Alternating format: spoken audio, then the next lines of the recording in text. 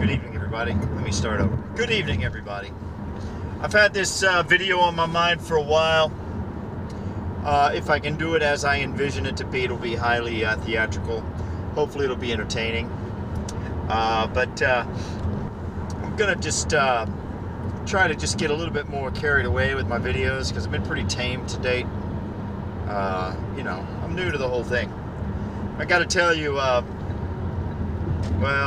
I don't want to digress too much. I was going to talk about the Mark Zuckerberg appearance before Congress. I have some very heartfelt and distinct, I guess, and just very passionate impressions about that whole affair.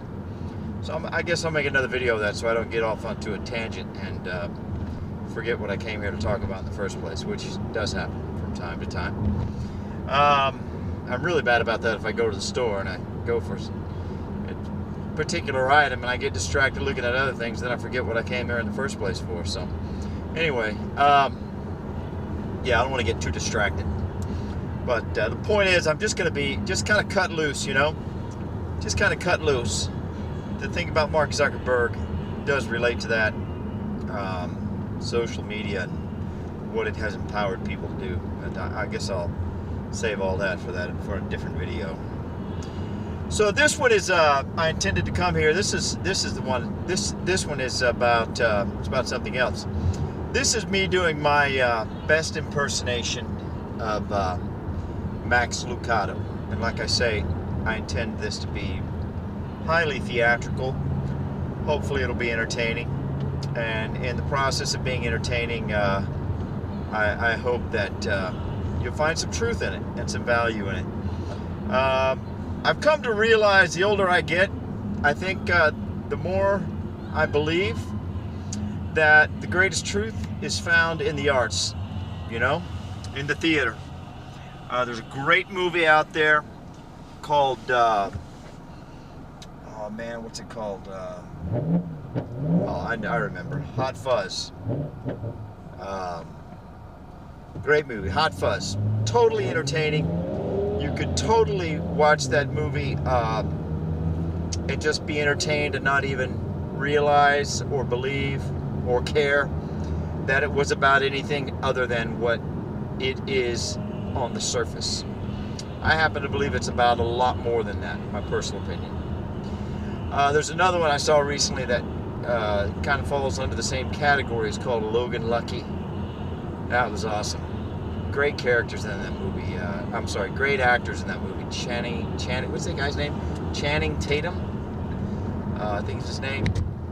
I never saw the movie Magic Mike, but apparently the ladies really like it. I think he was in that movie, if I'm not mistaken. And Daniel Craig. James Bond, he was in that movie. Man, that was a great movie. I mean, you have to be in a certain mind. You have to be an artsy type person really to appreciate that movie, I think. I could be wrong about that because it's pretty entertaining in and of itself. Not as entertaining as Hot Fuzz, but it still is pretty entertaining. There's another one called The Lobster. Man, you really got to be an artsy person to love that movie, and I love that movie. By the time that movie was over, I was just like, this is ridiculous. This was the biggest waste of money I ever experienced in my life. But the more I had time to think about it, the more I realized, wow, that movie was amazing. Because I finally realized what it was all about. I think it was the middle of the night, about 12 lights went off. Now, you know, you say a light. People say a light went off in my head.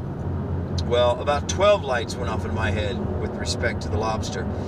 And I wish I could remember that actor's name. I know him very well. You know him, I'm sure, very well. I'm just not good at remembering actors. And I don't concern myself very much with trivia and details. And I'm not saying that as a bragging point. I'm just saying it as a fact. It's kind of frustrating. I never know what time it is. I never know what day it is. I never know what the weather's going to be. I don't really care. I just figure I'll go out and whatever the weather is, I'll deal with it, you know. Some people are like, they know every little thing. It's like, I mean, I respect it, and I kind of envy it in a way, but on the other hand, it kind of drives me crazy to consider myself becoming that way. It's like, oh, no, I could never do that. But, so yeah, my best impersonation of Max Lucado. So here we go, without further delay. Hi, my name is Max Lucado. I'm America's pastor. Oh, yes, it's true. I'm America's pastor. The CIA gave me that title. Did I say CIA? Oh, that's ridiculous. I have no publicly known affiliation with the CIA. Did I say publicly known? What I meant to say was I have no affiliation. No affiliation. That's what I meant to say. I have no affiliation with the CIA. Don't be ridiculous. Why, I'm just a humble little pastor with a personal net worth of over $10 million from Texas. What would the CIA have an interest in me for? No, I earned that title.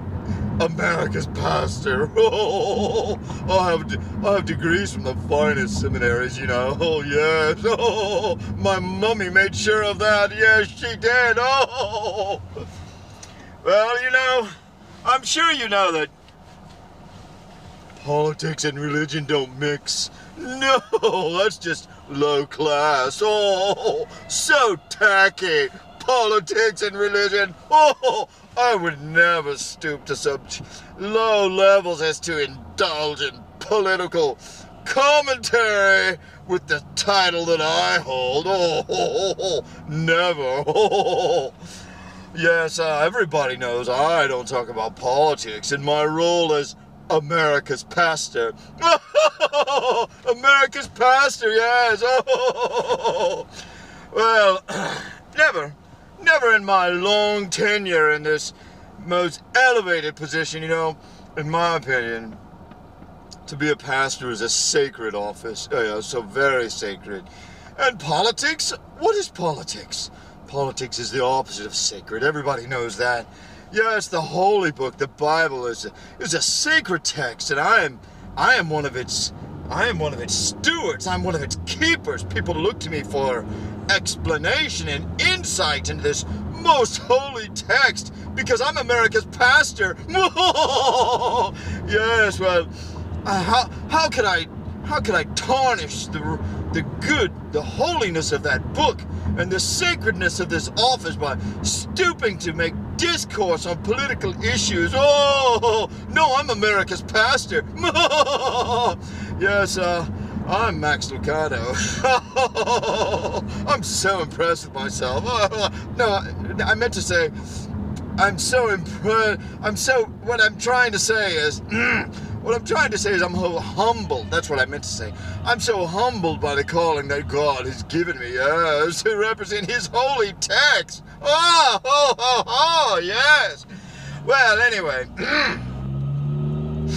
Now, as I was saying, I never make political commentary, but I would just like to make this one little tiny little observation, just a little observation, and I would just like to write one little tiny op-ed piece for the Wall Street Journal, just the Wall Street Journal. It's not a well-known publication. I'm sure if I make just this one little observation about a political issue that is of the most serious concern, most serious concern for our good nation and indeed our world, yes. I'm sure if I make this one little consideration that it would not violate my vow, my holy and sacred vow, to never mix politics with religion. Oh, no, never. Oh, I'm Max Lucado. I'm America's pastor. Well, you see, this will be very fast. This will be very, very simple.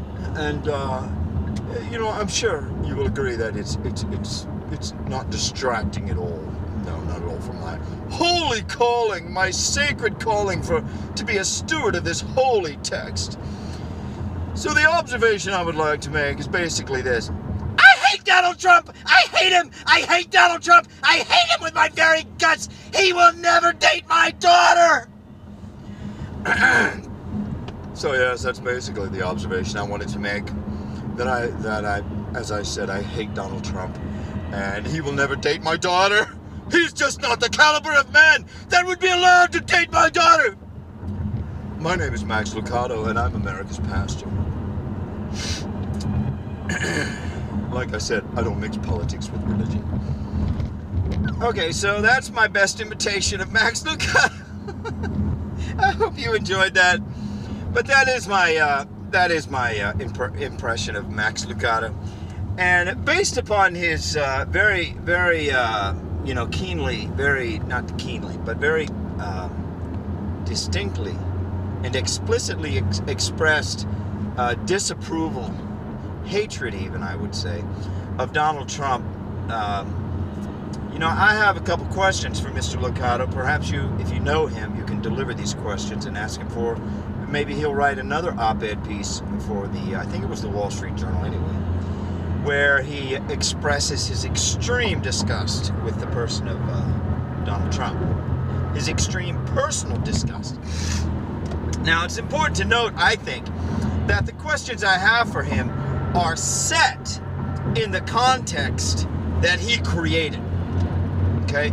And that they organically, at least in my opinion, these questions organically rise up, okay, from the framework that he himself built, okay? I think, for me anyway, it's important to note that, because I would never, I don't think I would, I hope I wouldn't, I don't think I would ever pick this context, or paint this context, or choose this context on my own. I would never extend this argument or these questions up from a framework that I myself created. Whether it was Max Lucado or somebody of less status, lesser status. But he created this context, and he created the framework from which these questions organically, I believe, arise. My questions are this. Number one, Mr. Lucado, you say that you would never let Donald Trump date your daughter. As weird and bizarre as that observation is, let's just, I'm willing just to set aside the bizarreness and the weirdness of it all. Donald Trump is 70 years old. I don't know how old your daughter is. I assume that she's young enough to be his granddaughter.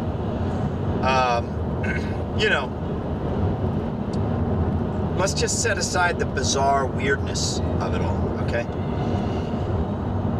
And assume that it's neither bizarre nor weird, and just incorporate it into the conversation. So, I don't, you have this long-standing vow to not mix politics with religions, or to share your own personal political views, or what have you. And so as a consequence, I can only assume, because I don't know, but I can only assume that you never raised any objection to Bill Clinton's presidency, right? Now, if that's true, then I would like to ask you this question. You made a point to make it known that you wouldn't let that you wouldn't let Donald Trump date your daughter. So, is it safe to assume that you wouldn't have any objection to Bill Clinton raping your daughter?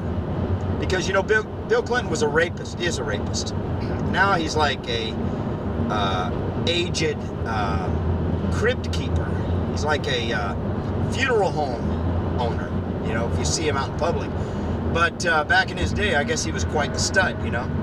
So can we assume that you wouldn't have any objection to Bill Clinton raping your daughter, since you went out of your way to make it publicly known that you wouldn't let Donald Trump date your daughter? That's an honest question, if your standard for president is that they not have interaction with your daughter based upon the president's character, well then I think that question is relevant and appropriate, as provocative and as provocative as it may be.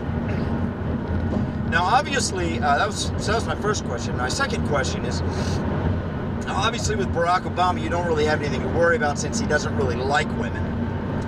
At least he's not known to. But so I guess you're kind of safe there. But and I think the other thing is too, Barack Obama is well known to be a gentleman, I think.